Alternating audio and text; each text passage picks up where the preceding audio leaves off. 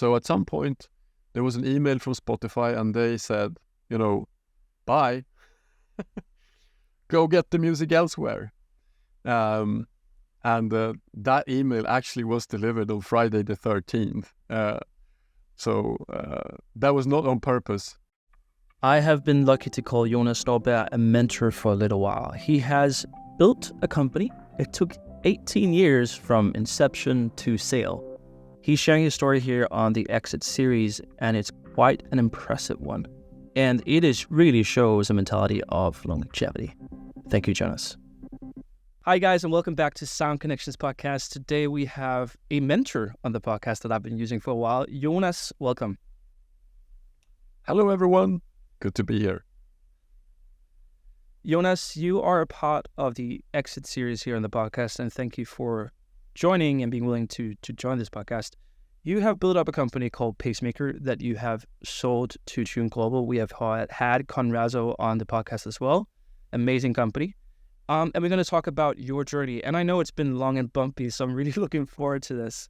But Jonas, for the sake of our listeners, could you just briefly explain who you are and what you do right now? So I am Jonas Norberg, and I currently work as the head of AI at Toon Global. And that started with the acquisition of this company that I founded twice, which is Pacemaker. Great. And Jonas, we'll spend a lot of time talking about Pacemaker and your journey. And I'm very excited to get into it because I've had a on the surface introduction and I understand some things, but I know it's been long and bumpy, and I think that is absolute gold for listeners and for myself. Jonas, I want to set the scene. You got into music at one point. Like, how did you get into this world of music and building companies? Can you go all the way back to the start so I can understand that? Yeah. So music has really always been present in my life. So I grew up in a hippie collective back in the 70s. And back then, everyone was playing music, like all the time, live music, guitars, drums, keyboards, really pianos, but keyboards started to come at that point as well. And if they weren't, playing music themselves, they were, having music on, so that, like vinyl record or cassette tapes and so forth. And we were frequent visitors to different music festivals, and this hippie collective even arranged their own music festivals. So music was really there all the time. So in some sense, I was born into it. Amazing. Before we talk about your whole entrepreneurial journey with Pacemaker, we also just need to understand what Pacemaker was. So I know there's different iterations, but at the point of sale, what was Pacemaker? So at the point of sale, Pacemaker was an app. It was an app that made it very easy for people to create mixes and share those mixes with other people so they could consume them.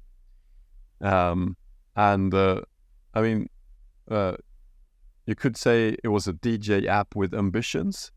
I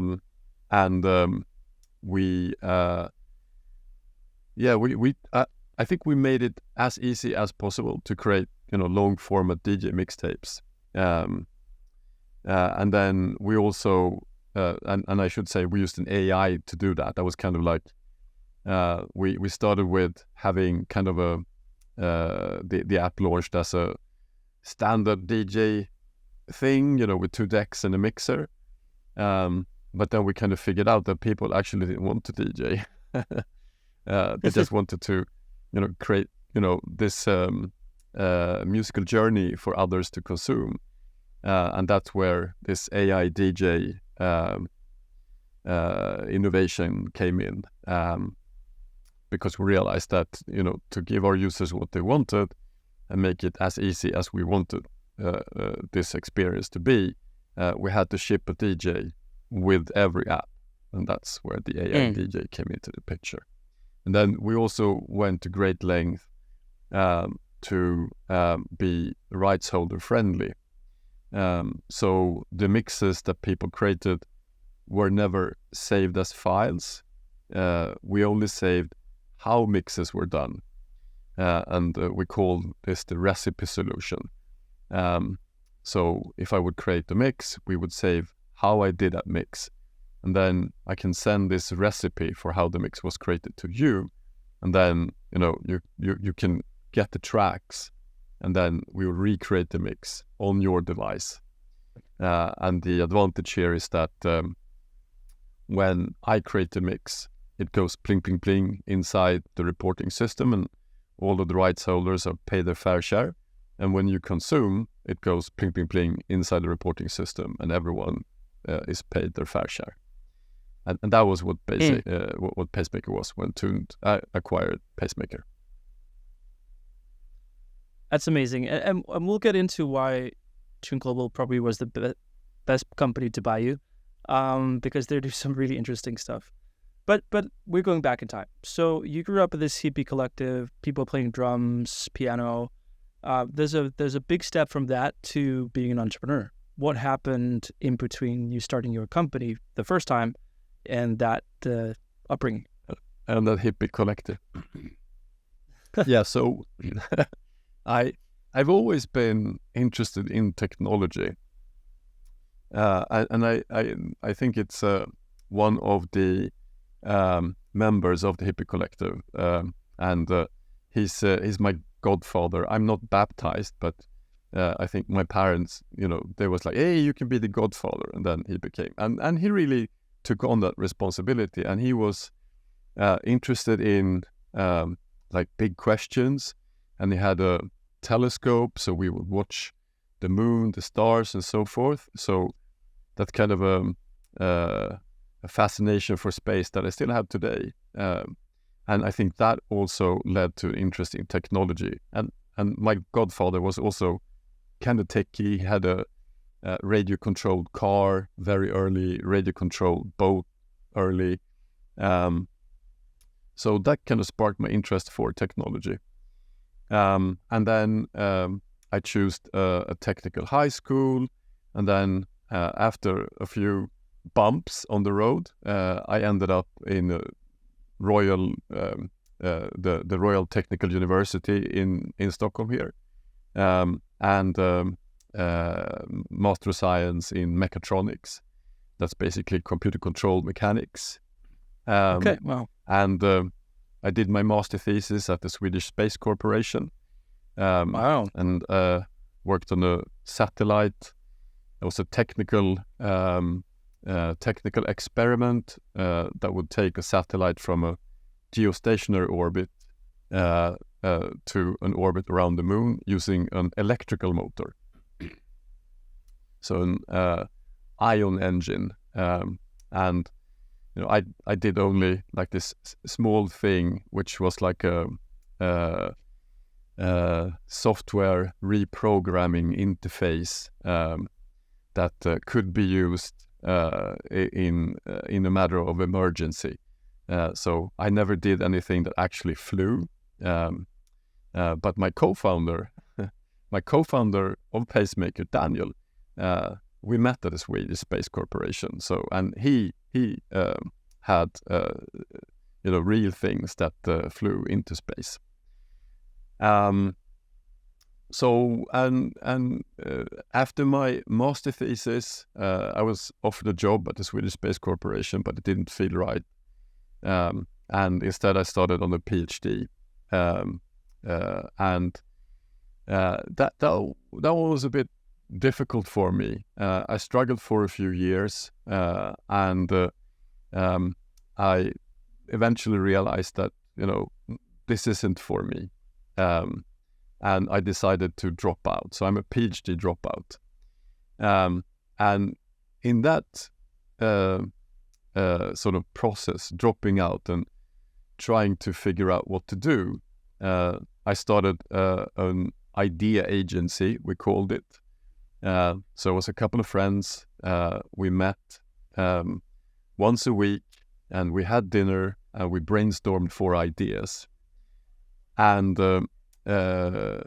we came up with lots of bad ideas and a few good ones. And Pacemaker was one of the good ones. And that was kind of the start of this. And there was this moment, like I think having this idea agency, really a think tank, kind of friends meeting and brainstorming for ideas, was the foundation that was needed. So I think it was like January 2005 or something. A friend came home to me with his latest iPod, and it landed in my hand. And I don't know if you remember how the iPod looked like, but it had this wheel on it. And I was a DJ at the time, and being an engineer, I understood that the processor inside should be able to decode 2 MP3s concurrently and mix them.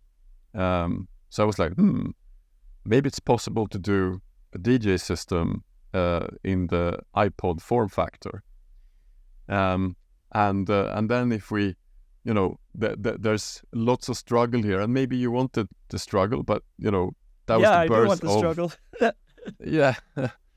Yeah. So that was like the epiphany moment. And I went back to my friends, and I was like, "Hey guys, what do you think of this idea?" And they were like, "Yeah, that sounds cool." And we had a meeting booked with a state-driven innovation agency here in Stockholm for another idea. And we went to the meeting explaining the idea we booked the meeting for. And then towards the end, we introduced this DJ iPod idea. And that idea was what really made him excited. And he was like, "Hey, I know a guy in Hong Kong, Shenzhen, let's see if he can help you with production, blah, blah, blah, etc." And I think that meeting was really pivotal in making it possible for us to kind of believe that we could do this. And after that, I was free, basically. I was, trying to figure out what to do in life. And I was doing, some work here, some work there, just to get by. So I was cameraman, I was event organizer, I did a bit of everything. And I really lived on, a minimum budget. And we started to talk to investors, and you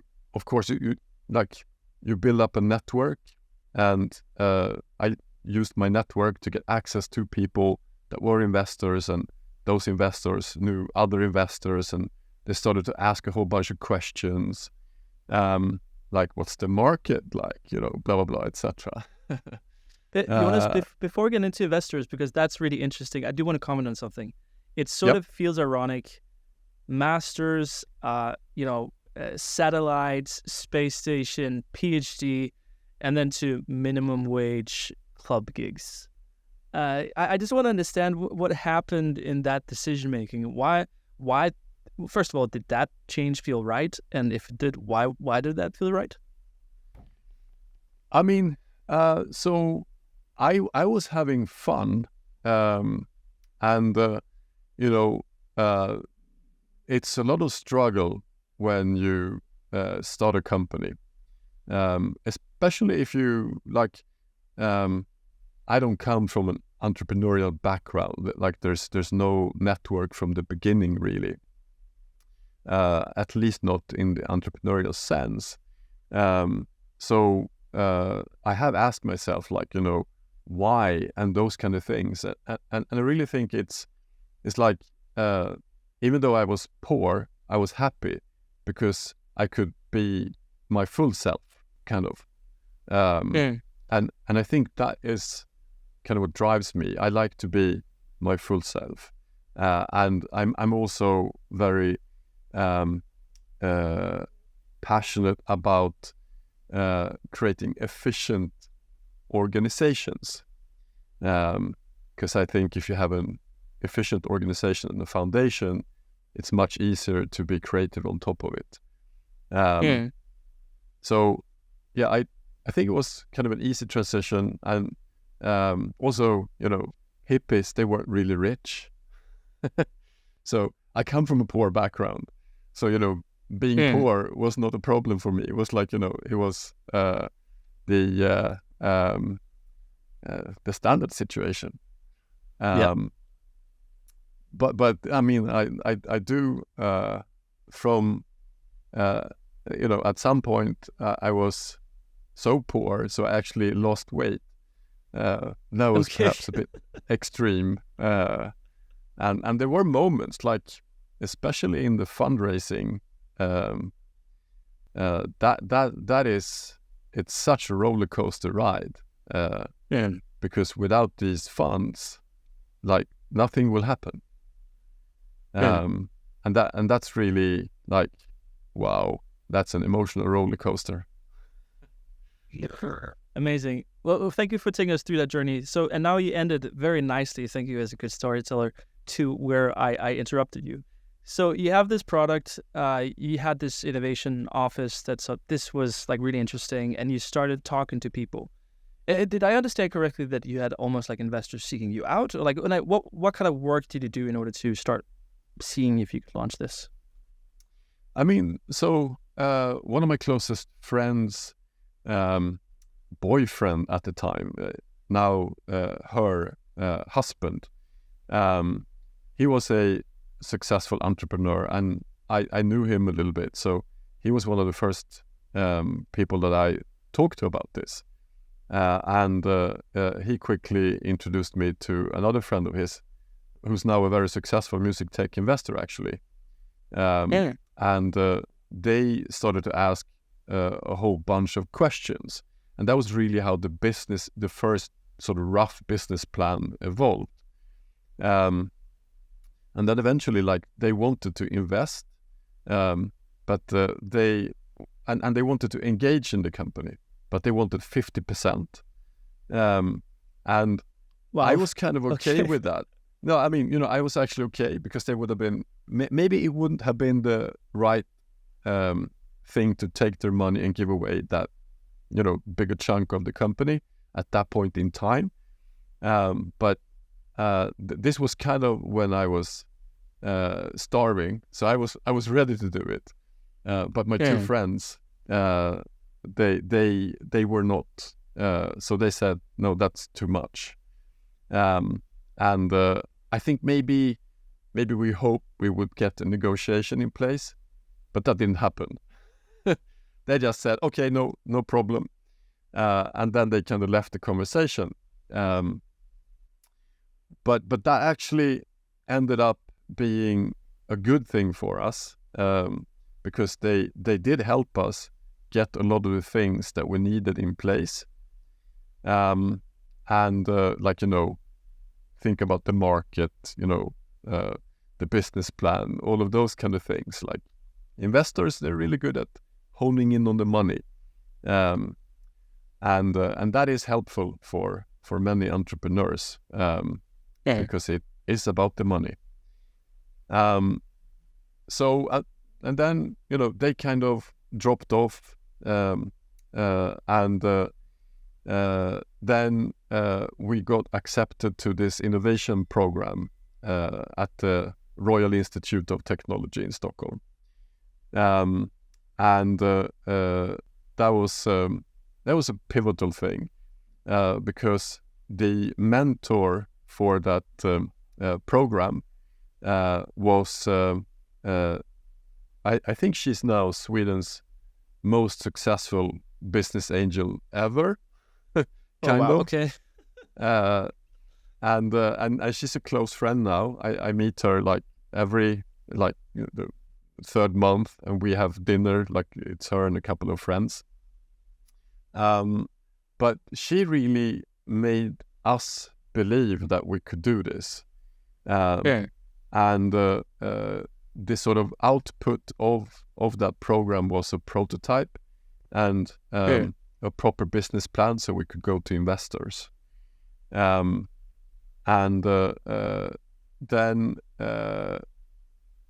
we sort of started to, raise money for real. We had, a real deck.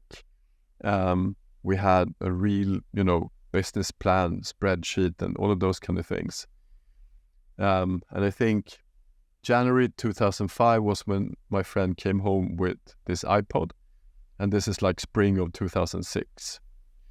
And we got some more innovation money, and we could work with a really good industrial design agency that sort of, created this design for the pacemaker hardware, pacemaker device, if you like. And it's an iconic design. It will go on to win all of the design awards. Like, I think it's 18 international industrial design awards, something crazy. Really? Yeah. Wow. And it's Red Dot, Best of the Best. It's the German design prize. It's the Swiss design prize. It's like, it's kind of all of them. And No Picnic is the name of that industrial design agency, and they were really, really good. They also did work for Sony Ericsson, who's not around anymore, but mobile phones, huge successes, etc. So we had, the business plan. Now also the team changes because the original co-founders, they didn't want to quit their day jobs. One of them had kind of a successful architecture career going, and the other one was going to have a kid soon. So they decided to drop off. And Daniel, the engineering genius behind Pacemaker, went full in. And then we got 2 other people engaged. And it's Ola Sars, who is Soundtrack Your Brand, if you know. Yeah. And Martin Renck, who is the brother of Johan Renck, who's a famous director. He did this Chernobyl series on TV, if you know it. No. So it was like the team sort of reformed, and also the presentation with Martin. He's a genius when it comes to branding and looks. Very much because of him, like No Picnic could deliver this iconic design because Martin was such a good buyer from our side. In the autumn of 2006, we had this wonderful, gorgeous prototype and a pitch deck that looked like gold. And we started to pitch. There was, a lot of meetings. In the end, sort of the thing that really made it happen to us was there was a smaller firm that took the lead, and they took the lead because we could get interest from Max Martin, the producer. Oh, wow. Okay, hitting it high. Nice. So he wanted to take a chunk, and then the smaller VC took a chunk, and then the Swedish Industrial Development Fund, which is Industrifonden, if you know, like big state, thing. So they basically gave us the funds we needed to get going. Wait. I'm going to stop you. I'm sorry, because I have a background as a music producer. I need to, maybe I'm a bit starstruck. How in the world did you get Max Martin as an investor? Yeah, so Stockholm is a small community. And when it's about the network, and when you're doing parties. So I was an event organizer, like one of the ways I was hustling to get by.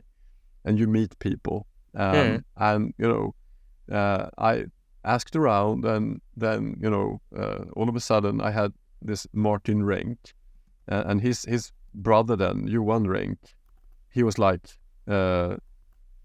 very well known. So he made the introduction to Martin Sandberg, Max Martin. So he made the introduction, and met with him, and he thought this was cool, and that was it. Amazing. Yeah, the fun thing about Max Martin, is you can't really find anything on him. He's so subtle and anonymous. Okay, good on you. Sorry, that was for my own interest, from my past life. I just needed to understand. Yeah, great, no, so he's a very cool guy also, like down to earth. Yeah. Amazing. Okay, so you get these 3 investors, got in capital in order to build something. What happened from there? Yeah, so this is like end of 2006. So in the beginning of 2007, we get an office, we employ people, and then we embark on this insane journey because if you remember the iPod, iPod had an iTunes, because this is the MP3 era, and you had to sync. So we had to develop our own iTunes, of course. And then we also had this mix sharing website. So users could save the mixes and then export it to the website so others could listen to it. And that was kind of like a MySpace. So MySpace was big at this time. So we developed, we said we were going to develop an iPod, an iTunes, and a MySpace in like a year's time, starting with, kind of no resources. And we did that. But okay, well done. It's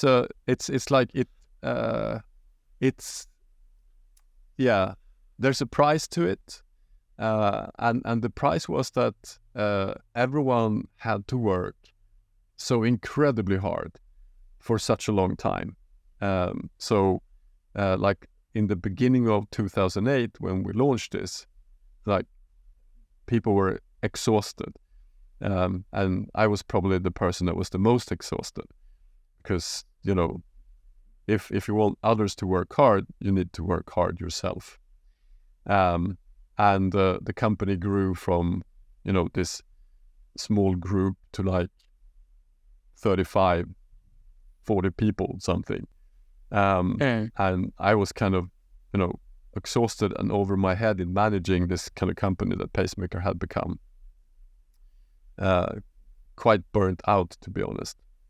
And that's when the board convinced me it was a good idea to, hand over to a real CEO. And I could kind of absorb, because people weren't really happy. Like, I had been pushing them very, very hard. So I could sort of absorb that, and then someone else could come in with clean sheets and, take the company to the next level. Problem being, this sounds good and rosy. Problem being that iPhone was launched in the spring of 2007. Yes, 2007. And in the beginning of 2008, they opened up for third-party developers to develop apps. And that was basically the beginning of the end of the iPod era. And we launched this DJ iPod in March 2008. So the timing was terrible. iPhone basically killed the market for a DJ iPod. Now that wasn't my problem. It became the problem for the new CEO. And they couldn't really ever solve that. Like they managed to ship, I think, some 60,000-70,000 units at the like average price around 500 euros or something.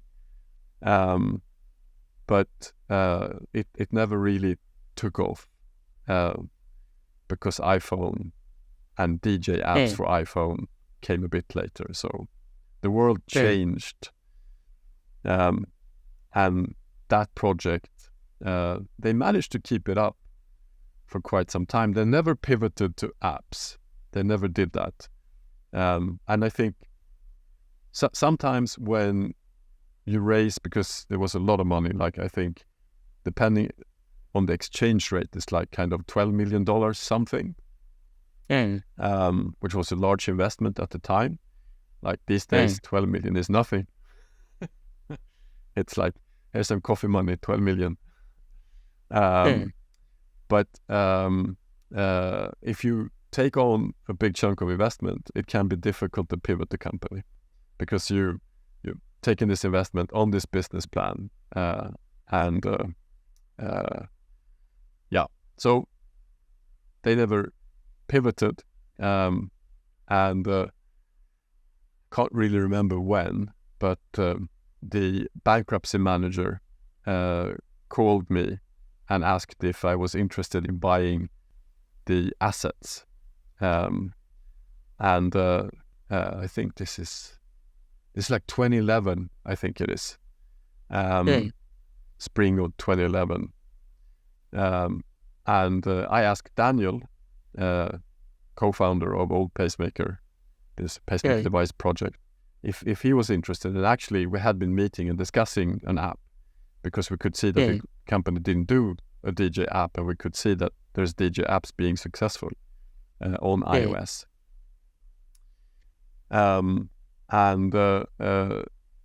We were interested because basically Daniel thought that we could take the code that was developed for the hardware and just fork it and port it to iPad. So we managed to acquire the assets. So we bought all of the IP that was developed for the $12 million for a lot less. And then we could restart. And the weird thing here is that kind of out of the blue, it's a bit of a out of the blue, because a friend of mine, his company was acquired by BlackBerry, and then he was tasked with getting interesting apps for BlackBerry. So he called me. We just acquired all this IP, and we didn't have any funds, didn't really know what to do. And he asked me, like, can I get in touch with Pacemaker? Because I would like a DJ app for our iPad competitor, the BlackBerry PlayBook. Okay. And I was like, dude, they won't be able to help you because they've gone bust, but I can help you. Amazing. Yeah. Oh, wait. Before we get into that, which is really, really interesting, we need to talk to it. I need to understand, so the interim period between you not being CEO anymore, what happened? Like, did you get some share buyouts or just retain the shares? And just like, what happened in that situation? You were burned out, a new CEO came to what you're describing now. Yeah, so that part is not so fun. Okay, so this is what I wanted. Thank you so much. Yeah. So they didn't want to buy me out because they wanted me to still be present in the company as a kind of a figurehead, and they wanted me to retain my shares because that was better for the company if they could say that the founder was still here, and I was on the board. So I couldn't sell, which was a bit frustrating because I could see where the company was going, and they wouldn't pivot to apps. So that basically, all of that investment turned into zero in the bankruptcy, which is a bummer, but that must have been sort part of of the sad game. seeing your baby or the project that you've worked so hard to. You could see that just is going down, and you can't influence that decision. Yeah, and even more so when I was a board member, because then I really had, insight into what was going on. After a while I realized I just have to cut here. I can't be on the board. It doesn't work. So I, in time for the shareholder assembly, I basically said that I will not be board member for another period, because that will drive me insane. So, that made it easier for me to cope with, just cut. It's like a divorce. I think you need to cut, and then maybe you can come back to it, or her or him at a later point in time. And you did get back to her, him app, whatever we call it. Yes. And you got contacted by BlackBerry. BlackBerry. Seems like a crazy coincidence. So what happened from there? Yeah, so basically they offered assistance. They were launching an iPad competitor, BlackBerry PlayBook. So it was a fully fledged tablet with, an app ecosystem and everything. And this was when BlackBerry was trying to compete with Apple, because remember, they used to own the smartphone market, and then Apple came with iPhone and turned it all upside down. So they acquired a Swedish company to develop kind of the operating system for their smartphone, all glass, all screen kind of competing device. And then this tablet also. So he had some money for us, and we realized that this is a very good opportunity for us to soft launch. We used to say that it's better to be kings in the shit land than to shit in the king's land. And we were really, kings in the BlackBerry world. We even made a little bit of money on that, selling apps. BlackBerry always knew that we would go to iOS. So they were so easy and good to work with. My sort of impression of BlackBerry is a very good one. It's very good, smart people, easy to work with. But for us, this soft launch was really, really good. Because if you put the Pacemaker device here, this BlackBerry PlayBook app here, and then the iPad app over here, it's a progression. Back then, apps were kind of skeuomorphic, so it would look like real leather and real paper and all of those silly things from the real world. And maybe that was important for people to transition away from the real world into a digital world with the iPhone all glass screen thing. Pacemaker device and then the BlackBerry PlayBook was very much skeuomorphic, and it had lots of things from the Pacemaker device. But for the iPad app, we realized, this skeuomorphic idea will introduce real-world limitations into the digital domain, and we don't need that.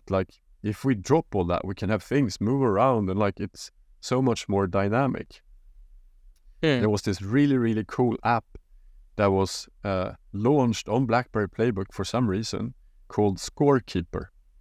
That was fully skeuomorphic, and it really showed a new world and new design a new design paradigm. And then another app called Figure by Propellerheads, if you remember it. That one was also a huge inspiration to us. And we launched BlackBerry PlayBook. We started working on the Pacemaker for iPad, and it went well. And we worked on it, and we had some funds left from the BlackBerry investment, and money was kind of tight, and I met with a friend, and he saw this. This is also one of the BlackBerry guys that came from the company that BlackBerry acquired. And I showed him the pacemaker for iPad, like early stages, and he was like, "This is really good. I'm interested." And we started a conversation. And then we were going to launch Pacemaker for iPad. So this is without investment. This is like, kind of bootstrapped on the money with that we got from BlackBerry. And Daniel was working really hard. He was like kind of the only developer. Maybe we got Vic in at that time as well. And we had 4 months of runway something, and this is 2013, spring of 2013. And we booked the trip to South by Southwest because we felt that's a good place to launch Pacemaker. And we even had a guy in Austin build a huge portable speaker for us that we would pull around and play DJ gigs in the corner. Problem being, so South by is like March, so this is March 2013, and the app quality isn't there. Like, we realize we won't be able to make it. And we decide to go anyways because we have all these tickets and they're non-refundable, and we have the Airbnb and blah blah blah. So we go, and we drag this big speaker around, and we have a camera, so we take shots and so forth. So we basically had a lot of fun with just a little bit of money left. And we have a big barbecue. I should mention, so the chairman and one of the founding partners of the new Pacemaker project is John Akvaviva. Do you know him? I don't think so. Plus eight equity. Okay. So John is famous for. So do you know Richie Houghton? Plastic Man. So many great names I should know, but I don't. I'm so sorry. So John and Rich, they basically grew up in Windsor, Canada, which is just across the river from Detroit. And Detroit is where techno music was born. So John and Rich, they were really influenced by techno music. And they started DJing and they started to produce their own techno music. However, techno is black music from the beginning. And John and Rich, they were two goofy white kids from Canada. So the black labels, the black techno labels, didn't want to release their music. So they maximized John's American Express, bought the studio and everything they needed to, have their own records. And they took techno from Detroit to Europe and started a rave scene in Europe in like late 80s, early 90s. And they're both kind of techno legends today. And John is a founding partner. I was, for a very long time, the chairman of Pacemaker. And he was on this trip to South by. And he arranged this barbecue So we had people from Beatport coming, and all kinds of places, huge barbecue, lots of fun. And then in the morning, directly afterwards, we were hangover, like crazy hangover, and an early morning flight, and we're at the airport, and I'm like, I didn't feel well, and then Olof goes like, "Hey, that's Daniel Ek over there, Spotify CEO," and I was like, "Yeah, that's Daniel. You're right." So I grabbed the iPad and I went over to him. And I was like, "Hey, Daniel, I have something to show you."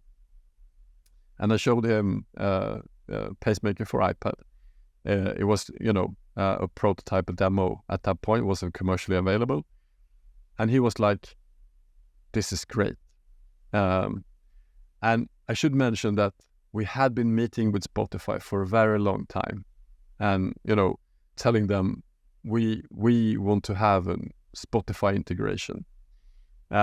Just nagging. And then, serendipity, we bump into Daniel at the airport.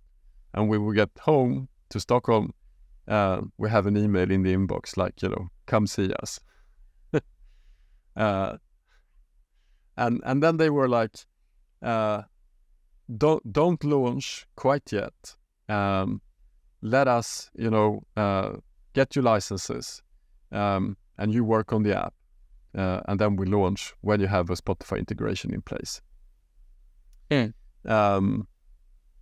I should say that there was some other conversations as well at that point that could have led to an acquisition of Pacemaker, but we said no, which was probably one of the more stupid decisions in my life, but you live and learn. But then we came to an agreement with Spotify, and they provided us with some funds, and then we could launch Pacemaker for iPad in like February 2014, and it became a huge success. Apple loved it, so they were featuring us, even though it was like a Spotify heavy experience, like Spotify Premium was basically required, so they would feature us anyways, and people really loved that experience. Amazing, but I do know that something happened. Something. Yeah, so best. This is February 2014. It's a long and bumpy road. I mean, there's ups and downs, and this is definitely an up. It was, it went very well, and people loved the experience. However, people loved it for a bit, and then they churned. And fixing that churn, like increasing retention, was always like a challenge for Pacemaker. And we realized that people actually didn't want to DJ. That's when we developed the AI DJ, and we called it Autopilot.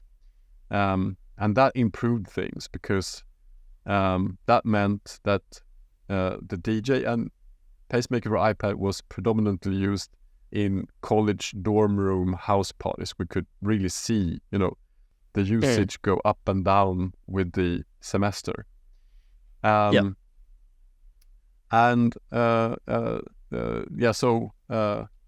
AI DJ helped things, and we realized that with the AI DJ, we kind of developed the interface that we were looking for iPhone. Because iPad is very much like a traditional DJ system with 2 decks and a mixer, which is fun, but it doesn't retain. It's only for a few users. The iPhone experience, it's much more like, it's not as fun, because it's waveforms. Like you move a waveform, you add second waveform, you move them and so forth. And then the AI will sort of fix things so it sounds good. So it's more of a studio thing. And that improved retention. The other thing that really improved retention was when users could share and consume mixtapes from others. And at some point, we had good growth on the iPhone experience. Poor iPad, we never really looked back.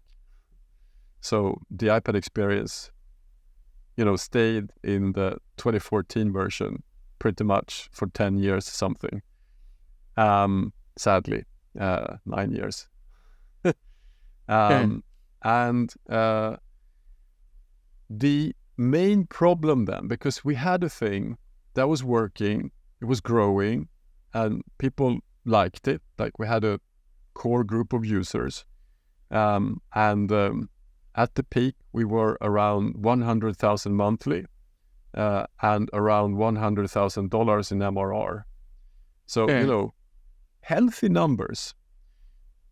But the problem was that we could never acquire Spotify premium users at scale, which meant we were never in control over the acquisition.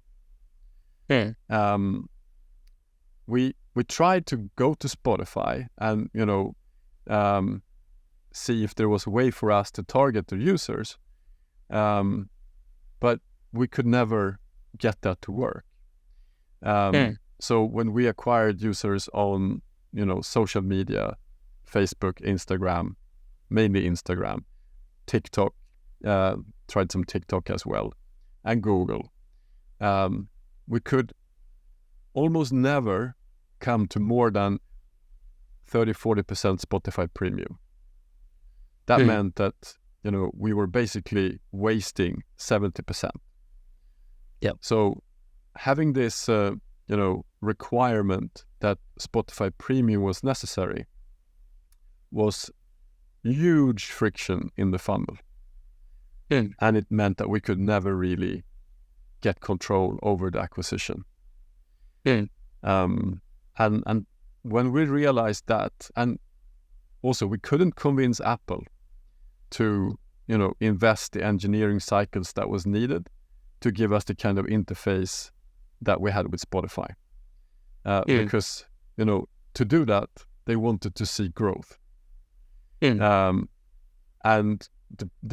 we were like in a catch-22, because with an Apple Music integration, we would have had the growth that was necessary to convince them. So in the end, Spotify got tired, and investors too. So because investors, we were growing, but not VC level growth.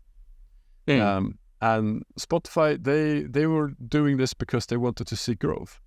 And we could never prove them that we were important enough. And that was, true for the entire DJ vertical, because it wasn't just us, it was kind of like, everyone. So at some point, there was an email from Spotify, and they said, bye, go get the music elsewhere. And that email actually was delivered on Friday the 13th. So that was not on purpose from them. And they were very good with this transition, and they helped us.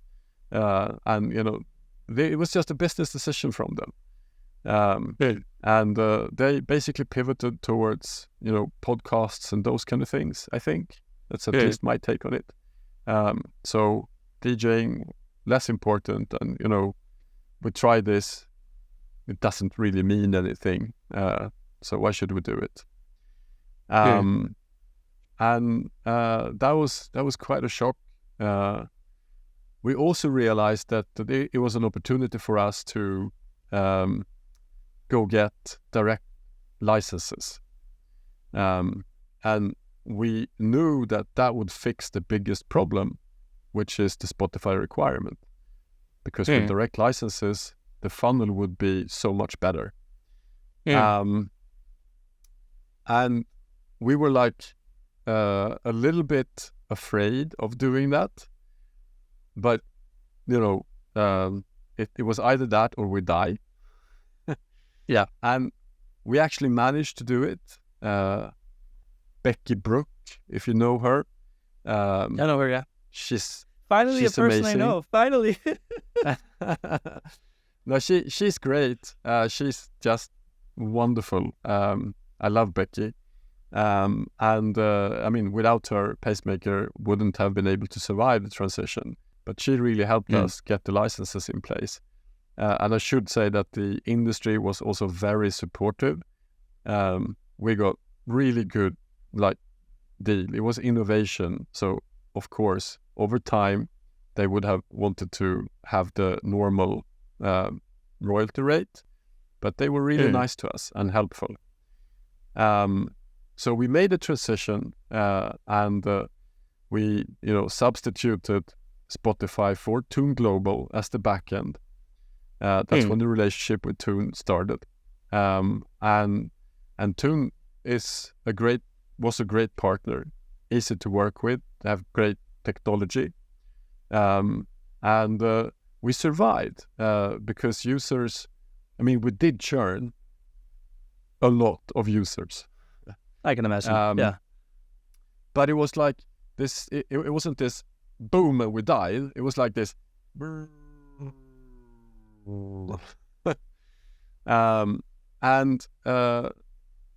idea was kind of like, let's see if we can do this and, figure things out.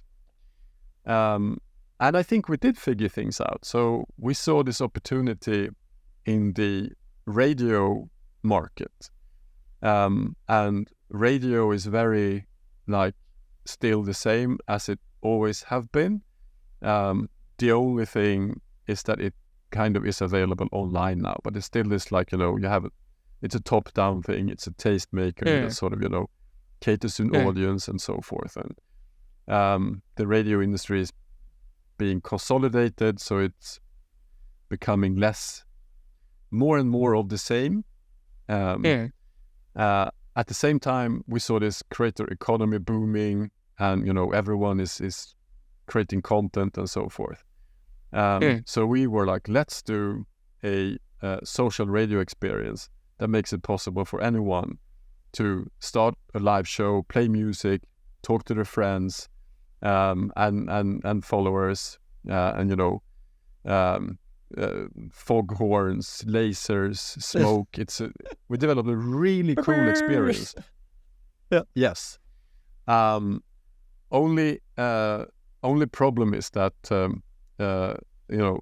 that required like $10 million, and most of it was for licensing. And when I say licensing, it's there's a cost for licenses, regardless of how much money you bring in. And we modeled that we would go under for quite some time, because music industry on the recording side of things is a low margin business. And therefore you go down under, and then when you reach scale, and I think we could have done it. I believe in the business case.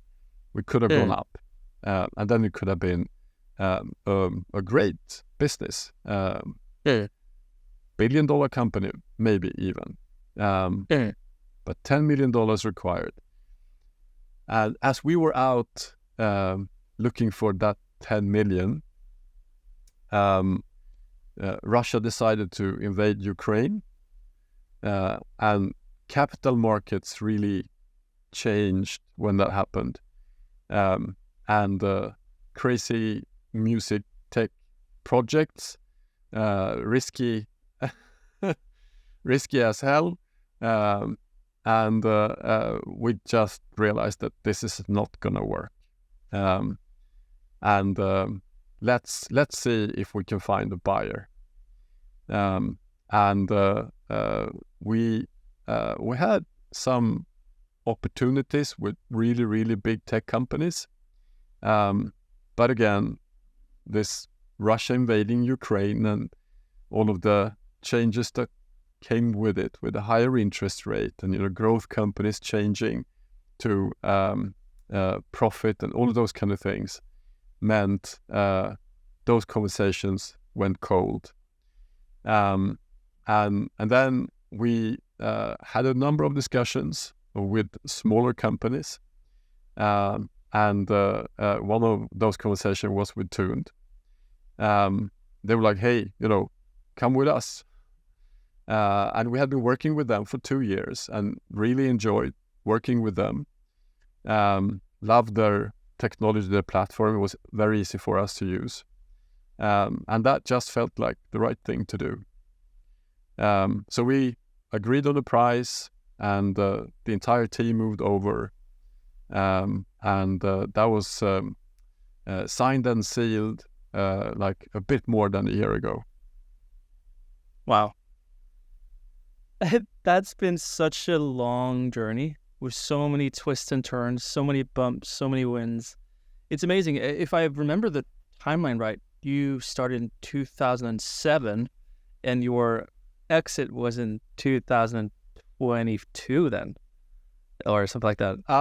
23 even. And actually, 23. like if you count that moment, the epiphany moment when a friend gave me his latest iPod, that's January 2005. So that's like 18 years. 18 years. Yeah, well, you really did have a baby, and it did move out at one point. Just when it was 18 years old. Yeah. Which is, 18 years old, good age for moving out. Yeah. That is very true. Jonas, it's been, I love this story. This is so contrary to how most founders imagine themselves doing this. And I think there's so much value in that thing. Like, one of the things that I'm learning these days is the longevity mindset. Is like, oh, that's great. Good with the fun, fast, go. But like, what do I really want to do?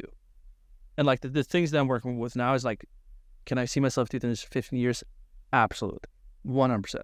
And I would actually prefer it to take a long time, if that makes sense. So it's very inspiring for me because I also need myself role models that has been in the longevity mindset where like, no, I'm not giving up. I probably should, that would be best to give up, but I'm not.